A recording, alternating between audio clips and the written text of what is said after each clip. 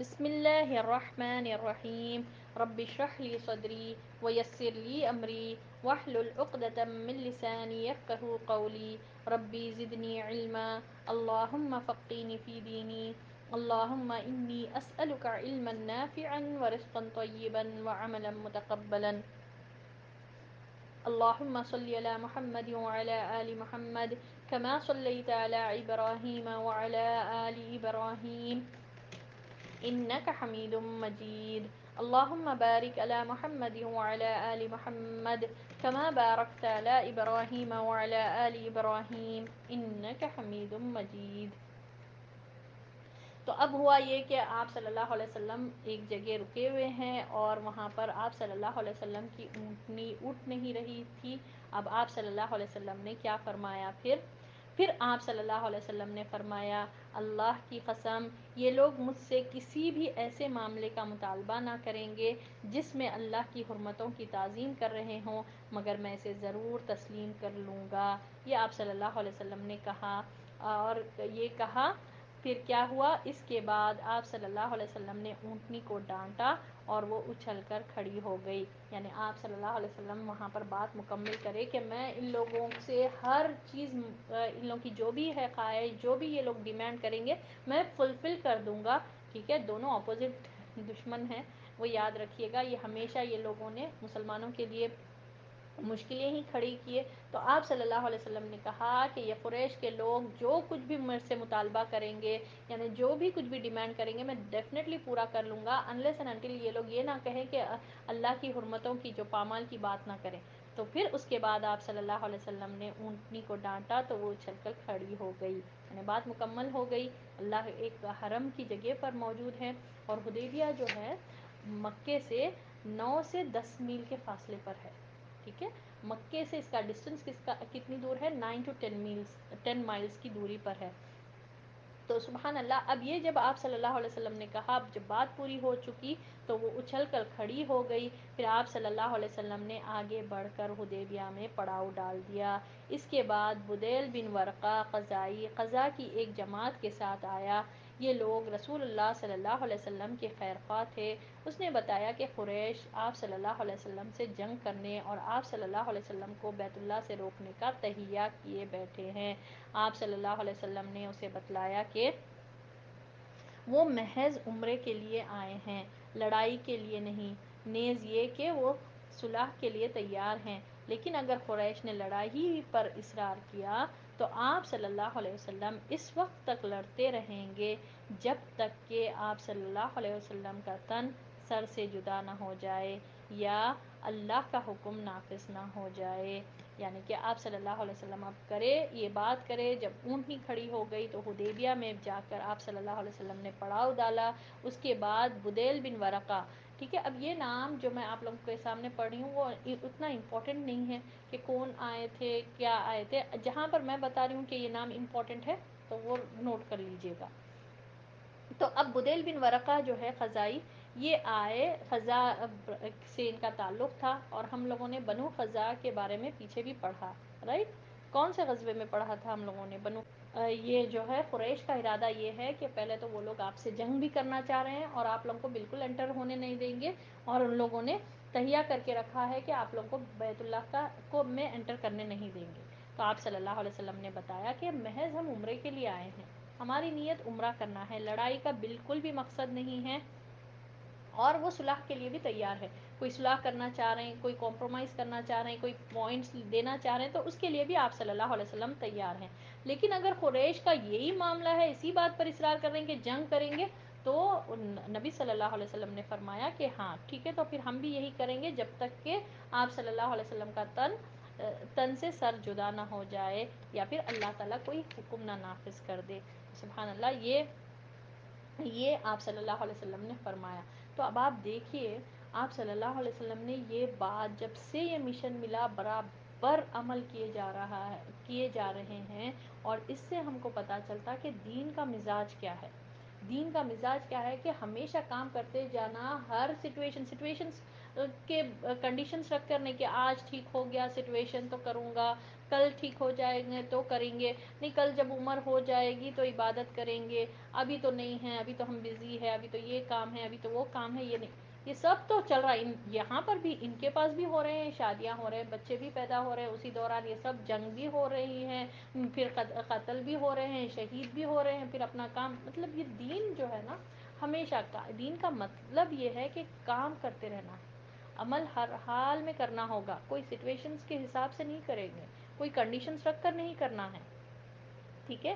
تو یہاں پر ایک آپ صلی اللہ علیہ وسلم کا ایٹیٹیوڈ دیکھیے، کتنا آپ صلی اللہ علیہ وسلم نے فرمایا کہ ٹھیک ہے اگر یہ لوگوں کا یہی مقصد ہے تو ٹھیک ہے میں بھی تیار ہوں، میں جب تک کہ میری اپنی جان نہ چلے جائے یا اللہ ہی کوئی حکم نافذ نہ کر دے، اب پیچھے پلٹ کر تو نہیں جانا ہے، آپ صلی اللہ علیہ وسلم کو خواب میں دکھایا گیا، اور جس کا ذکر اللہ تعالیٰ نے قرآن میں سورۃ الفتح کی آیت نمبر 27 آخری آیتوں میں اس کا ذکر ہے، ٹھیک ہے، کہ کس طرح سے وہ اللہ نے خواب دکھایا، یہ پورا سورۃ الفتح میں پورا حدیبیہ کا ہی ذکر ہے، تو بہرحال آپ صلی اللہ علیہ وسلم نے یہ بات کہی، پھر اس کے بعد کیا ہوا، رسول اللہ صلی اللہ علیہ وسلم اور قریش کے مابین گفت و شنید، یعنی کس طرح سے بات چیت ہوئی، بدیل نے واپس پلٹ کر قریش کو یہ بات سنائی، کیا کون سی بات، کہ آپ صلی اللہ علیہ وسلم نے کہا کہ صرف عمرے کے لیے آئے ہیں، کوئی جنگ کا ارادہ نہیں ہے، صلح کرنا چاہ رہے ہیں تو بھی ٹھیک ہے، آپ صلی اللہ علیہ وسلم ریڈی ہے، اگر پھر بھی ان لوگوں کا یہی مقصد ہے کہ جنگ کریں تو آپ صلی اللہ علیہ وسلم بھی ریڈی ہیں،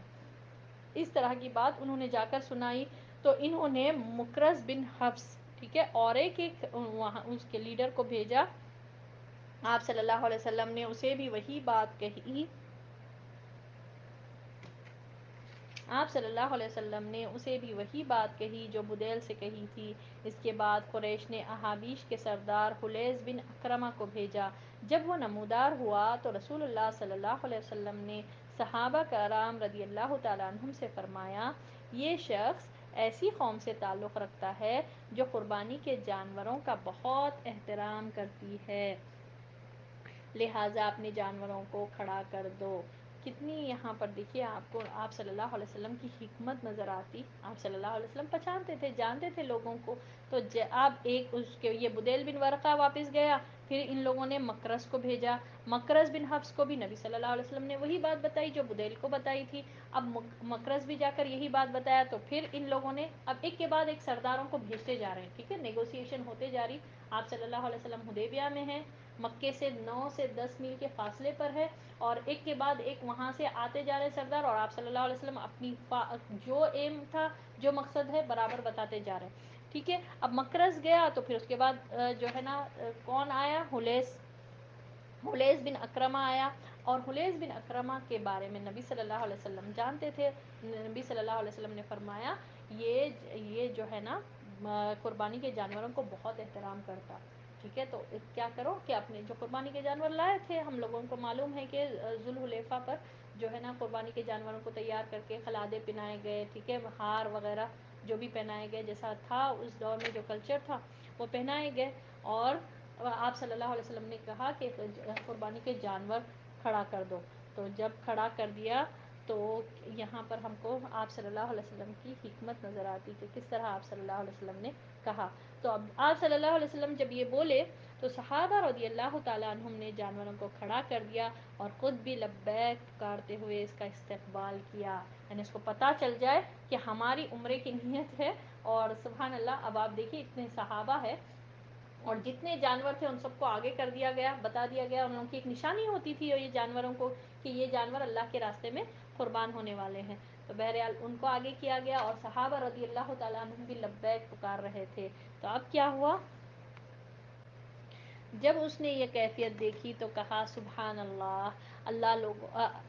سبحان اللہ، ان لوگوں کو بیت اللہ سے روکنا ہرگز مناسب نہیں، بھلا یہ کیا کہ لحم و جزام اور حمیر کے لوگ تو حج کریں اور عبد المطلب کا بیٹا بیت اللہ سے روک دیا جائے، بیت اللہ کے رب کی قسم قریش برباد ہوئے، یہ لوگ عمرہ کرنے آئے ہیں، قریش نے یہ بات سنی تو کہا کہ بیٹھ جاؤ، تم اعرابی ہو، تمہیں چھال بازیوں کا علم نہیں ہے، ٹھیک ہے، اب کیا ہوا، یہ حلیز بن اکرمہ گیا، یہ سردار تھا، یہ جب پہنچا وہاں پر جا کر بات کرنے کے لیے گیا، قریش بھی جائے تھے، جاؤ جا کر بات کر کے آؤ، تو نبی صلی اللہ علیہ وسلم نے جو کہا تھا صحابہ رضی اللہ تعالیٰ عنہم کیونکہ جانوروں کو آگے کر دو، تو بہرحال وہ آگے کر کے لبیک پکار رہے تھے، تو اس نے کہا سبحان اللہ، جو چیز اس کو پسند تھی وہ دیکھ کر وہ خوش ہو گیا اور کہا کہ سبحان اللہ، کیا یہ جو ہے نا، ان لوگوں کو بیت اللہ سے روکنا ہرگز مناسب نہیں ہے، یہ غلط کر رہے ہیں قریش کے لوگ کہ اب بیت اللہ سے ان کو نہیں روکنا چاہیے، کہ یہ جو لحم یا جزام یا پھر حمیر، یہ جو ہے نا قبیلے، دوسرے قبیلے یعنی ایکس وائی زیڈ کو تو انٹری ہے، کامن پیپل کو انٹری ہے، یہ تو مکے کے رہنے والے ہیں، اور عبد المطلب کے بیٹے یعنی کہ سبحان اللہ محمد صلی اللہ علیہ وسلم مراد ہے، ان کو روکا جائے، عبد المطلب اتنے بڑے سردار، اور آپ صلی اللہ علیہ وسلم عبد المطلب کے بیٹے، کیونکہ اس لیے کہا گیا کیونکہ آپ صلی اللہ علیہ وسلم کے والد نہیں تھے نا، عبد المطلب ہی بڑے سردار تھے۔ پھر اس کے بعد یہ ہوا تو اس نے کہا کہ یہ غلط بات ہے، ایکس وائی زیڈ کو تو بڑی بڑی انٹری دی جا رہی ہے، ہر کوئی آ رہے ہیں بیت اللہ کا طواف کر رہے ہیں، اور یہ لوگ جو ایکچوئل میں یہاں کے رہنے والے ان کو روک رہے، تو یہ غلط کر رہے ہیں، ایسا کرنے سے قریش برباد ہو جائیں گے۔ تو اب اس نے جا کر یہی کہا اور جا کر بولا کہ دیکھو تم لوگ یہ نہیں کرنا، یہ غلط ہے، یہ لوگوں کو اجازت دے دو، عبد المطلب کے بیٹے کو روک رہے ہو اور دوسرے ایکس وائی زیڈ کو آنے دے رہے ہو، یہ غلط ہے۔ تو ان لوگوں نے کہا تم بیٹھ جاؤ، تم کو چھال بازیاں نہیں معلوم، قریش کے لوگوں نے ایسا کہہ کر اس کو چپ کرا دیا۔ اب دیکھیں ایک کے بعد ایک سردار آ رہے ہیں، بات کر رہے ہیں، آپ صلی اللہ علیہ وسلم اپنی بات بتا رہے ہیں، تو بہرحال قریش کے لوگ ایک کے بعد ایک کو بھجاتے جا رہے ہیں۔ اب پھر کیا ہوا، اس کے بعد قریش نے عروہ بن مسعود ثقفی کو بھیجا، اس نے آ کر بات کی، رسول اللہ صلی اللہ علیہ وسلم نے اسے بھی وہی کہا جو بدیل سے کہا تھا، یعنی جو پہلا شخص آیا تھا سردار، اس کو آپ صلی اللہ علیہ وسلم نے جو اس کو کہا تھا وہی بات اس کو بھی کہے۔ کس کو؟ عروہ بن مسعود ثقفی۔ اس نے کہا اے محمد صلی اللہ علیہ وسلم، اگر آپ نے اپنی قوم کا صفایا بھی کر دیا تو کیا آپ صلی اللہ علیہ وسلم نے پہلے کسی عرب کے متعلق سنا ہے کہ اس نے اپنی قوم کا صفایا کر دیا ہے؟ تو اس نے آ کر پہلے بات شروع کرتے ہوئے کیا کہا کہ محمد صلی اللہ علیہ وسلم سے بات کرتے ہوئے کہا اگر آپ اپنی قوم یعنی کہ قریش آپ صلی اللہ علیہ وسلم کے ہی قبیلے سے تھے، آپ صلی اللہ علیہ وسلم انہی کے قبیلے سے بلونگ کرتے تھے، اپنے قبیلے والے تھے، تو کیا آپ کبھی سنیں کہ اپنی ہی قوم کے لوگوں کو کوئی شخص ختم کر دے گا؟ ایسا ہوگا کیا؟ آپ جو وہ کر کے آئے، اور اگر دوسری صورت پیش آئی یعنی آپ کو شکست ہوئی تو میں آپ کے گرد ایسے اوباشی لوگوں کو دیکھ رہا ہوں جو اسی لائق ہیں کہ آپ کو چھوڑ کر بھاگ جائے۔ ٹھیک ہے، تو یعنی صحابہ رضی اللہ تعالیٰ عنہ سے مراد دیا، اس نے کہا کہ آپ پہلے پہلے تو فرسٹ آف آل آپ نے کبھی ایسا نہیں سنا ہوگا، کبھی ایسی ہسٹری میں نہیں ہوا، کبھی نہیں ہوا کہ کوئی اپنی قوم کو ہی ختم کر دے، اور فرسٹ آف آل یہ نہیں ہو سکتا۔ دوسری بات، اگر آپ کو شکست بھی ہو جائے، اور میں تو آپ کے پاس یہ جو دیکھ رہا ہوں، صحابہ رضی اللہ تعالیٰ عنہم کو اشارہ کر کر کہا کہ یہ لوگ تو اوباشی ہے، یعنی دیکھتے کہ جنگ دیکھتے کہ بھاگ جائیں گے۔ تو اس پر ابو بکر رضی اللہ تعالیٰ عنہ نے کہا کہ ہم حضور صلی اللہ علیہ وسلم کو چھوڑ کر بھاگیں گے؟ ایسا نہیں ہوگا۔ یعنی پہلی بار ابو بکر رضی اللہ تعالیٰ عنہ کو غصہ آیا، اور لات یہ جو ان کا بت تھا اس کو ذلیل کرتے ہوئے، اس کے حوالے سے ذلیل کرتے ہوئے انہوں نے ابو بکر رضی اللہ تعالیٰ عنہ نے کہا کہ ہم حضور صلی اللہ علیہ وسلم کو چھوڑ کر بھاگیں گے؟ سوچئے نبی صلی اللہ علیہ وسلم کا کیسا ساتھ دیا ابو بکر رضی اللہ تعالیٰ عنہ، اور یہ کیسی بات کر رہے ہیں۔ اس نے یہ کہا، عروہ ابو بکر رضی اللہ تعالیٰ عنہ کا جواب نہ دے سکا کیونکہ ابو بکر رضی اللہ تعالیٰ عنہ نے اس پر کوئی احسان کیا تھا۔ ٹھیک ہے، کیونکہ یہ غصہ آیا تھا ابو بکر رضی اللہ تعالیٰ عنہ، اور آپ پہلی بار اس طرح کی لینگویج میں بات بھی کرے کہ اس کو ذلیل کرتے ہوئے، ٹھیک ہے، کچھ الفاظ یوز کرے، تو اس سے ریلیٹڈ عروہ نے جواب میں کچھ نہیں کہا کیونکہ ابو بکر رضی اللہ تعالیٰ عنہ نے اس پر احسان کیا تھا۔ عروہ بات کرتے کرتے نبی صلی اللہ علیہ وسلم کی داڑھی پکڑ لیتا، مغیرہ بن شعبہ رضی اللہ تعالیٰ عنہ اس کے ہاتھ پر تلوار کا دستہ مار کر کہتے اپنا ہاتھ رسول اللہ صلی اللہ علیہ وسلم کی داڑھی سے پرے رکھ۔ عروہ نے کہا اے غدار، کیا میں تیری غداری کے سلسلے میں دوڑ دھوپ نہیں کر رہا ہوں؟ مغیرہ بن شعبہ رضی اللہ تعالیٰ عنہ عروہ کے بھتیجے تھے، کچھ لوگوں کو قتل کر کے ان کا مال لے لیا تھا اور آ کر مسلمان ہو گئے تھے۔ رسول اللہ صلی اللہ علیہ وسلم نے ان کا اسلام قبول کر لیا تھا لیکن مال سے برات اختیار کی تھی۔ عروہ بن مسعود اسی سلسلے میں بھاگ دوڑ کر رہا تھا اور ان کی غداری سے اسی نے اس واقعے کی طرف اشارہ کیا تھا. ٹھیک ہے. تو اب کیا ہوا، یہ عروہ بن مسعود جو آیا تھا، یہ آ کر عروہ بن مسعود ثقفی یہ آیا، آ کر نبی صلی اللہ علیہ وسلم سے بات کرنے لگا. بہرحال یہ تو تم کو چھوڑ کر بھاگیں گے، تو اس پر ابو بکر رضی اللہ تعالیٰ عنہ غصہ ہوئے اور ذلیل کرتے ہوئے کچھ بری بات کہے. پہلی بار ابو بکر رضی اللہ تعالیٰ عنہ کو غصہ آیا. ابو بکر رضی اللہ تعالیٰ عنہ بہت نرم دل، بہت نرم بات کرنے والے تھے. تو بہرحال اس بات پر غصہ آیا تو بولے عروہ، ابو بکر رضی اللہ تعالیٰ عنہ کو جواب میں کچھ نہیں کہے، مگر کیا ہوا، عروہ جو ہے بات کرتے وقت نبی صلی اللہ علیہ وسلم کی داڑھی پکڑ لیتا، بات کرتے کرتے داڑھی پر ہاتھ لے کر جاتا اور پکڑ لیتا. تو مغیرہ بن شعبہ کیا کرتے تھے، اس کے ہاتھ پر، ٹھیک ہے، ہاتھ پر مارتے تھے اور بولتے تھے کہ ہاتھ ہٹاؤ، ہاتھ ہٹا کر بات کرو. ٹھیک ہے. یہ محمد صلی اللہ علیہ وسلم کے لیے محبت دیکھیے صحابہ رضی اللہ تعالیٰ عنہ کو. بڑا لیڈر ہے عروہ بھی، ٹھیک ہے، لیڈر سے بات ہو رہی، اور یہاں پر مغیرہ بن شعبہ جو عروہ کے بھتیجے تھے، ٹھیک ہے، بھائی کے لڑکے تھے. تو یہ مغیرہ بن شعبہ کیا کرے، رضی اللہ تعالیٰ عنہ اس کے ہاتھ پہ مارتے اور بولتے کہ اپنا ہاتھ ہٹاؤ نبی صلی اللہ علیہ وسلم کی داڑھی کے پاس سے. تو عروہ جو ہے مغیرہ کے پاس تو پلٹ کر جواب دیتے کہ تمہاری وجہ سے میں کتنی پرابلم میں آیا ہوں، غدار ہو تم دوسروں کا مال لے کر بھاگے اور میں ان سب کا مال میں یہاں پر سب کو دیتے جا رہا ہوں، یعنی ان کا مال میں تم کر کے گئے اور میں تمہارا کام میں پورا کر رہا ہوں. تو ہوا یہ تھا کہ یہ مغیرہ بن شعبہ جو ہے مدینہ جانے سے پہلے کچھ لوگوں کو قتل کر کے ان کا مال لے کر مسلمان ہو گئے تھے اور مدینہ بھاگ کر چلے گئے تھے. نبی صلی اللہ علیہ وسلم اسلام تو قبول کر لیے مگر اس مال سے کچھ نہیں لیا، یہ مال نہیں لیے کیونکہ یہ مال سے دستبرداری کی، یعنی کہ اس میں سے کچھ بھی نہیں لیے آپ صلی اللہ علیہ وسلم. بولے کہ اچھا ٹھیک ہے تمہارا اسلام تو قبول ہے مگر یہ مال نہیں چاہیے. تو پھر عروہ بن مسعود اسی سلسلے میں بھاگ دوڑ کر رہا تھا. مطلب یہ تھا کہ تمہاری وجہ سے میں اتنا زیادہ مصیبت میں پڑ گیا کہ لوگوں کا قرضہ چکا رہا ہوں، اگر عام بات میں ہم کریں تو. جی سارا.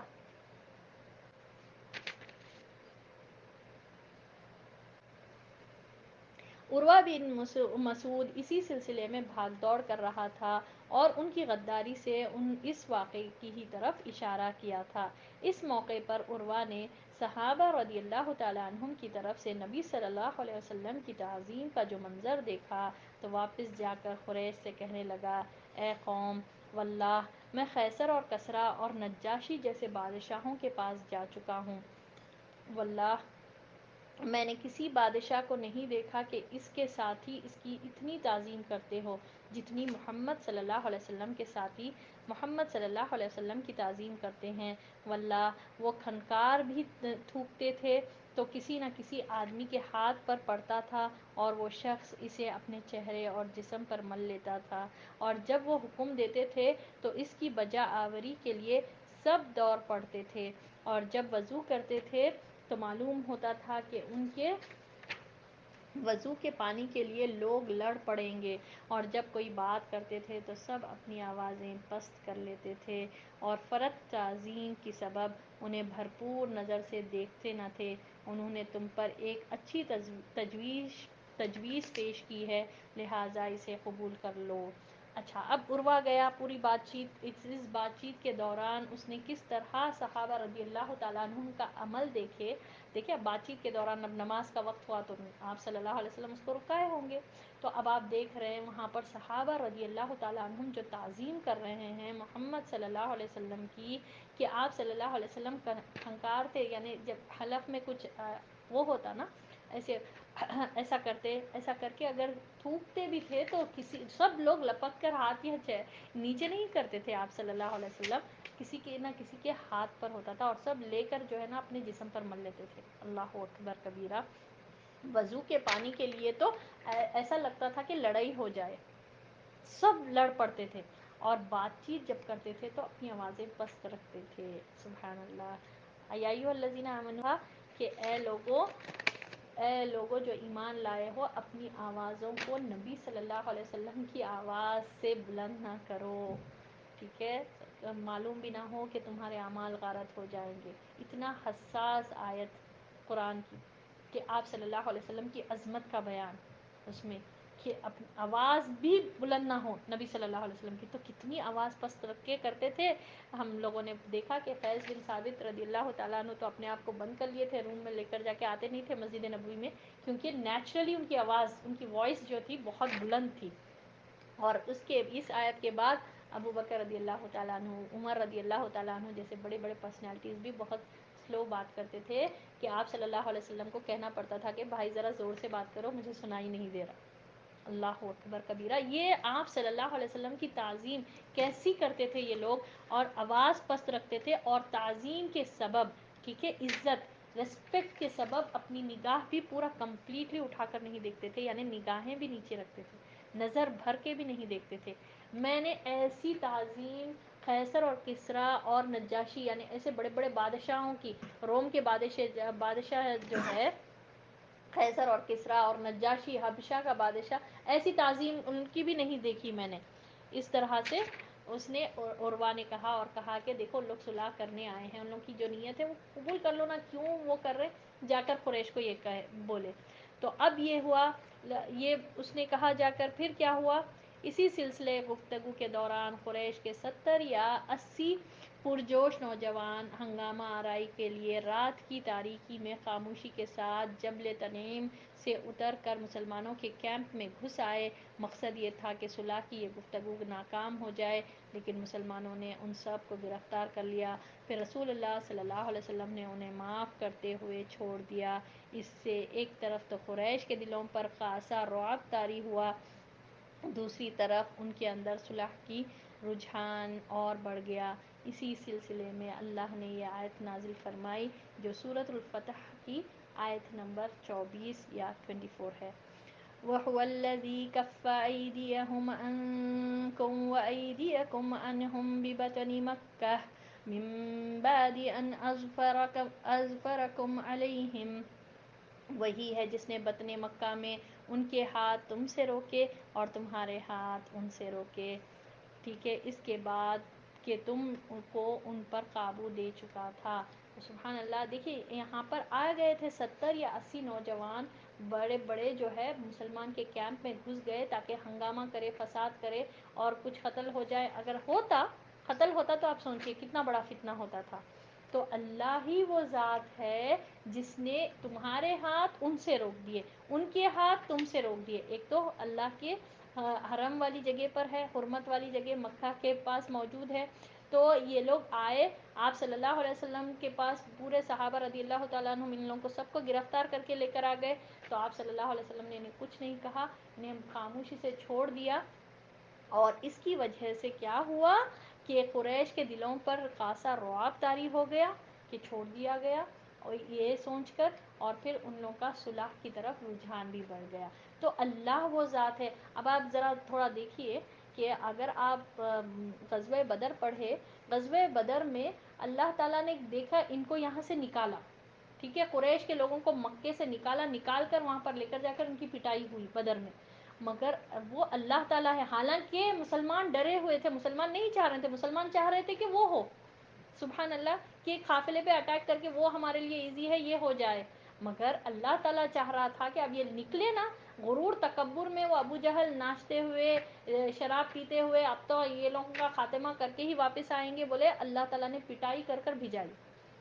اب یہ یہاں پر ہے حرم میں، اور اللہ کی حکمت بھی یہی تھی کہ پہلے تو یہاں پر آپ کو اللہ کی قدر پتہ چلتی کہ اللہ تعالیٰ کی مشیت میں یہی چیز تھی، جب اللہ جو چاہے گا وہ ہو جائے گا.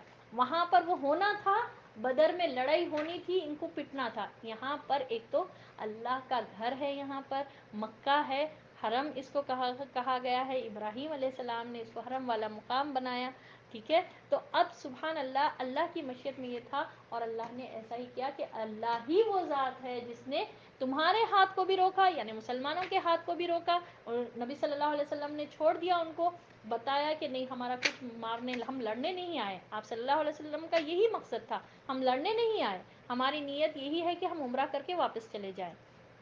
تو بہرحال تاکہ ان کا رجحان بھی صلح کی طرف بڑھے، اور ہوا بھی ایسے ہی. کہ وہ لوگ کے اوپر رعب طاری ہو گیا، سب کو چھوڑ دیا گیا، 70 یا 80 لوگ جو اٹیک کرنے آئے تاکہ یہ صلح نہ ہو، بلکہ ہوا یہ کہ ان لوگوں کا رجحان اور بڑھ گیا. دیکھیں اللہ کی ذات کیسی ہے، سبحان اللہ. تو اب یہ ہوا، اور اللہ اسی کے تعلق سے سورۃ الفتح کی آیت نمبر 24 نازل فرمایا. اب اس کے بعد کیا ہوا؟ حضرت عثمان رضی اللہ تعالیٰ عنہ کی سفارت اور بیعت رضوان. اب رسول اللہ صلی اللہ علیہ وسلم نے طے کیا کہ قریش کے پاس ایک سفیر روانہ کریں. سفیر کس کو کہتے ہیں؟ ایمبیسڈر. یہ قوم کا نمائندہ بن کر جاتا ہے. ٹھیک ہے، یہاں پر بھی ایمبیسڈرز وغیرہ رہتے. کسی بھی کنٹری میں رہنے کا مطلب یہ رہتا ہے کہ وہ کسی کنٹری کو بلونگ کرتا ہے اور وہ ریپرزینٹ کرتا، نمائندہ ہوتا وہ. ٹھیک ہے، جس کو ایمبیسڈر کہا جاتا. اب آپ صلی اللہ علیہ وسلم نے سوچا کہ اب ان کو یہاں سے کوئی ایک کسی کو بھیجا ہے تاکہ ان کو پورا کمپلیٹلی کنفرمیشن ہو جائے، ان کو ایشورنس مل جائے کہ ہماری ایک ہی نیت ہے بھی، ہمارا انٹینشن صرف عمرہ کرنے کا ہے، دوسرا کوئی مقصد نہیں ہے. تو آپ صلی اللہ علیہ وسلم نے یہ طے کیا، جو انہیں یقینی طور پر بتلائے کہ آپ صلی اللہ علیہ وسلم عمرہ ہی کے لیے تشریف لائے. چنانچہ آپ صلی اللہ علیہ وسلم نے حضرت عثمان بن عفان رضی اللہ تعالیٰ عنہ کو روانہ فرمایا اور انہیں یہ بھی حکم دیا کہ وہ مکہ کے کمزور مومن مردوں اور عورتوں کے پاس جا کر انہیں قریب ہی کی فتح کی بشارت سنا دیں اور یہ بتلا دیں کہ اللہ عز و جل اپنے دین کو مکہ میں ظاہر و غالب کرنے والا ہے، یہاں تک کہ کسی کو اپنے ایمان کو چھپانے کی ضرورت نہ ہوگی. تو اب آپ یہاں پر دیکھیے اتنا مشکل مرحلہ ہے، انٹر ہونے نہیں دے رہے ہیں. وہ ٹائم پر آپ صلی اللہ علیہ وسلم نے کتنی پازیٹیو بات کی، حالانکہ آپ دیکھیے کہاں پر ہے، اندر انٹر ہونے نہیں دے رہے ہیں. تو آپ صلی اللہ علیہ وسلم نے حضرت عثمان بن عفان رضی اللہ تعالیٰ عنہ کو بھیجا ایز اے نمائندہ بنا کر، ایمبیسڈر بنا کر، اور بتایا یہ کہ جا کر وہاں پر جتنے مسلمان مرد اور مومن عورتیں ہیں ان کو بولو کہ ڈونٹ وری، جلدی ہم جو ہے نا مکہ میں دین غالب ہو جائے گا. یہ کتنی پازیٹیو والی بات ہے، سبحان اللہ. اتنے مشکل لمحات میں یہ بات کر کے آپ صلی اللہ علیہ وسلم نے بھیجایا عثمان بن عفان رضی اللہ تعالیٰ عنہ کو، نبی صلی اللہ علیہ وسلم کے داماد اور ذو النورین ان کا لقب. تو بہرحال حضرت عثمان بن عفان جاتے، اور کیا ہوا اس کے بعد؟ حضرت عثمان بن عفان رضی اللہ تعالیٰ عنہ ابان بن سعید موسیٰ کی پناہ میں مکہ کے اندر داخل ہوئے اور پیغام پہنچایا. قریش نے پیشکش کی کہ بیت اللہ کا طواف کر لیں، مگر انہوں نے اس حالت میں طواف کرنے سے انکار کر دیا کہ رسول اللہ صلی اللہ علیہ وسلم کو روک رکھا گیا ہے. سبحان اللہ، کتنی وہ بات ہے، اتنے سالوں کے بعد آ رہے ہیں. ٹھیک ہے عثمان، اب آئے ہو اتنے سالوں کے بعد آئے نا، طواف کر لو، بیت اللہ کا طواف کر لو. تو نبی صلی اللہ علیہ وسلم کے لیے کتنی محبت، کتنی عزت ہے کہ انہوں نے کہا کہ اللہ کے رسول باہر ہیں، باہر رکے ہوئے، تم لوگوں نے ان کو روک رکھا ہے اور میں یہاں پر طواف کروں؟ نہیں میں نہیں کروں گا. سبحان اللہ کیسا ہے. اب آپ سوچئے کہ اتنے سالوں کے بعد موقع ملا تو فوری اچھا صحیح ہے بھائی میں طواف کر لیتا ہوں، ایسا بول کر نہیں سوچے. تو یہ کیسا محبت تھی ہوگی محمد صلی اللہ علیہ وسلم کے لیے کہ انہوں نے طواف نہیں کیا اور انہوں نے کہا نہیں میں نہیں کروں گا. پھر قریش نے حضرت عثمان رضی اللہ تعالیٰ عنہ کو روک لیا. غالباً وہ چاہتے تھے کہ باہم مشورہ کر لیں پھر جواب سمیت انہیں روانہ کریں، مگر ان کی تاخیر سے مسلمانوں میں یہ افواہ پھیل گئی کہ انہیں قتل کر دیا گیا ہے. چونکہ قاصد کو قتل کے معنی اعلان جنگ ہے، اس لیے رسول اللہ صلی اللہ علیہ وسلم نے یہ بات سنی تو فرمایا ہم اس جگہ سے ٹل نہیں سکتے یہاں تک کہ ان لوگوں سے مارکہ آرائی نہ کر لیں، یعنی جنگ نہ کر لیں. پھر آپ صلی اللہ علیہ وسلم نے ایک درخت کے نیچے صحابہ رضی اللہ تعالیٰ عنہم کو جنگ پر بیعت کرنے کی دعوت دی. صحابہ ٹوٹ پڑے اور بڑی گرم جوشی کے ساتھ موت پر، کس کی؟ عثمان بن عفان رضی اللہ تعالیٰ عنہ کی موت کی خبر پھیل گئی. اب ہوا یہ، عثمان بن عفان رضی اللہ تعالیٰ عنہ اندر گئے، مکہ میں داخل ہوئے، ابان بن سعید کی ضمانت میں پناہ لے کر انٹر ہوئے اندر، اور ان لوگوں نے، قریش کے لوگوں نے عثمان بن عفان کو روک لیا. ٹھیک ہے، اب وہ روک لیے اور زیادہ بات کرنے میں جب تاخیر ہوئی تو لوگوں میں یہ، مسلمانوں میں یہ افواہ پھیل گئی نہیں ہو سکتا یہ لوگ قتل کر دیے ہوں گے. تو آپ صلی اللہ علیہ وسلم جب یہ بات سنے تو بولے کہ قتل، پہلے تو قاصد کا قتل کرنا یہ غلط ہے، اس کا مطلب اعلان جنگ ہے. تو نبی صلی اللہ علیہ وسلم نے کیا کیا، بیعت کرنے کے لیے صحابہ رضی اللہ تعالیٰ عنہ کو دعوت دی، اور صحابہ ٹوٹ پڑے اور بڑی گرم جوشی کے ساتھ موت پر، کس کے؟ عثمان بن عفان رضی اللہ تعالیٰ عنہ کی موت پر، اور میدان سے نہ بھاگنے پر، یعنی اب تو ہم جنگ کریں گے ہی کریں گے، پر بیعت کی۔ رسول اللہ صلی اللہ علیہ وسلم نے اپنا ایک ہاتھ دوسرے ہاتھ سے پکڑ کر فرمایا یہ عثمان کا ہاتھ ہے، لیکن جب بیعت مکمل ہو چکی تو حضرت عثمان رضی اللہ تعالیٰ عنہ بھی آ گئے۔ اللہ نے اس بیعت کی یہ فضیلت میں یہ آیت نازل فرمائی، اللہ اکبر، سورۃ الفتح کی آیت نمبر 18۔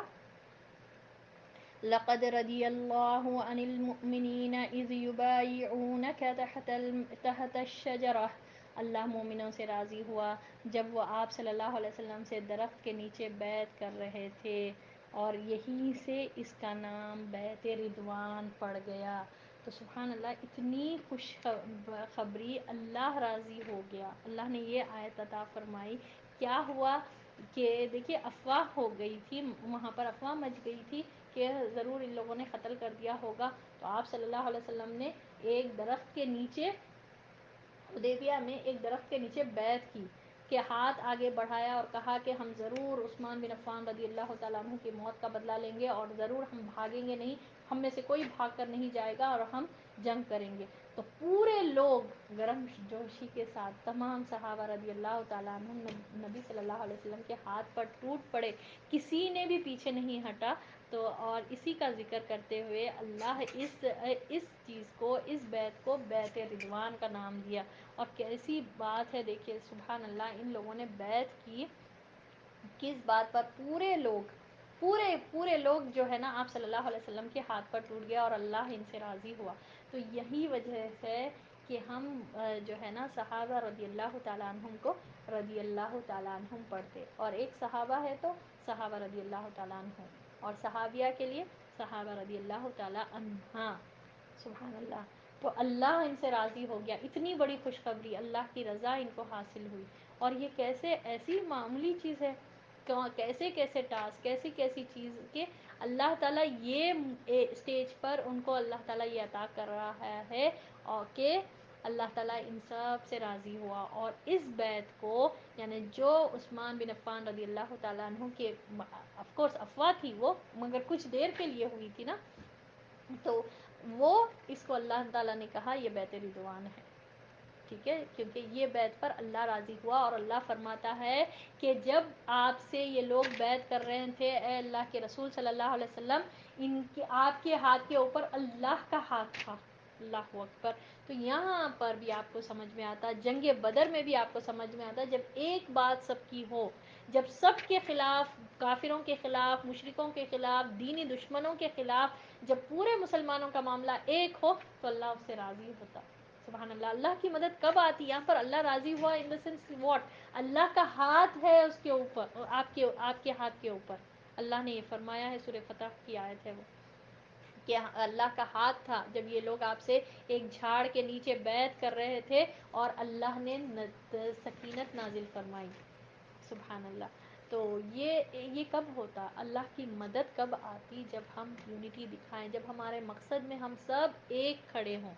اللہ تعالیٰ یہ دیکھنا چاہتا ہم میں، اللہ یہ نہیں دیکھنا چاہتا ہر کوئی اپنی اپنی مرضی سے اپنے اس پر وہ کر رہے ہیں، مگر سب کا مقصد ایک ہو، سب مل کے جو ہے نا اللہ کے راستے میں کھڑے ہوں، اللہ کے دین کی سرفرازی کرتے رہیں، جس طرح اللہ نے سورۃ الصف کی آیت فرمائی ہے، ان اللہ یحب الذین یقاتلون فی سبیل اللہ صفا کانہم بنیان مرصوص، کہ اللہ تعالیٰ بے شک ایسے لوگوں سے محبت کرتا ہے جو اللہ کے راستے میں قتل کرتے بھی ہیں، قتل کیے جاتے ہیں، اور کیسے کھڑے ہوئے رہتے ہیں؟ صف میں، یعنی ایک جڑ کر ٹھہرے ہوئے رہتے، اور جیسے کہ ان کو شیشہ پلائی ہوئی دیوار ہے، یعنی ایک دم اسٹرانگ دیوار، جس میں اس میں جو ہے نا اس میں میٹلز وغیرہ ڈال کر کیسی اسٹرانگ دیوار رہتی، گرا ہی نہیں سکتے۔